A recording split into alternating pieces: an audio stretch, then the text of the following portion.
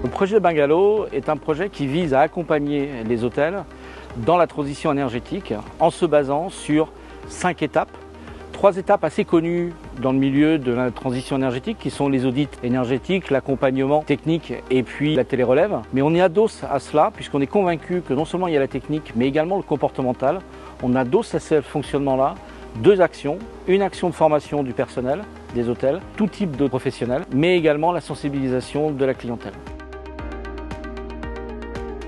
Ce qu'il faut savoir, c'est qu'effectivement, dans le cadre de la loi Elan, les hôteliers vont être obligés, au même titre que les bâtiments tertiaires de plus de 1000 m², de baisser leur consommation d'énergie à l'échéance de 2030 de 40%, qui est une contrainte énorme pour des gens dont ce n'est pas le métier de gérer l'énergie. Eh bien, le programme Bungalow a l'objectif effectivement de leur permettre de baisser leurs coûts de fonctionnement, mais également de leur donner des outils pour mieux communiquer sur leur positionnement environnemental en lien avec un tourisme durable.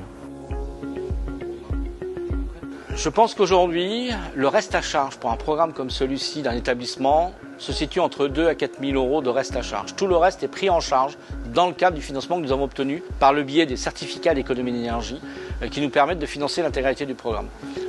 Je crois qu'il est évident que la clientèle aujourd'hui devient de plus en plus sensible à l'impact environnemental du tourisme, de son activité. On voit tous les débats autour du transport aérien par exemple, et je crois que les hôteliers et les hébergements vont être très vite concernés par cela. Ce qu'il faut savoir aussi, c'est que je pense qu'on est dans un territoire ici en Guyane, dans lequel le tourisme doit se développer, et on voit bien que ce tourisme va se développer au travers du tourisme vert, lié à la forêt, etc. Et c'est encore plus prégnant en Guyane que dans d'autres secteurs. Alors le programme, il court jusqu'à fin 2027. Bon, ce qu'il faut savoir, c'est que les établissements qui vont s'inscrire dès maintenant auront donc plus de temps d'accompagnement pour ceux qui vont attendre de trop. Je rappelle que le programme est quand même limité, on a un budget pour le faire, mais qui ne nous autorise pas à faire tout et n'importe quoi. Ça veut dire qu'aujourd'hui, on est potentiellement capable d'accompagner 15 hôtels en Guadeloupe, 15 hôtels en Martinique et 17 en Guyane. Dès qu'on présente l'opération, les gens adhèrent. Ce matin, il y a des personnes qui sont venues, qui étaient venues là pour faire de l'information et ils ont signé la convention sur place.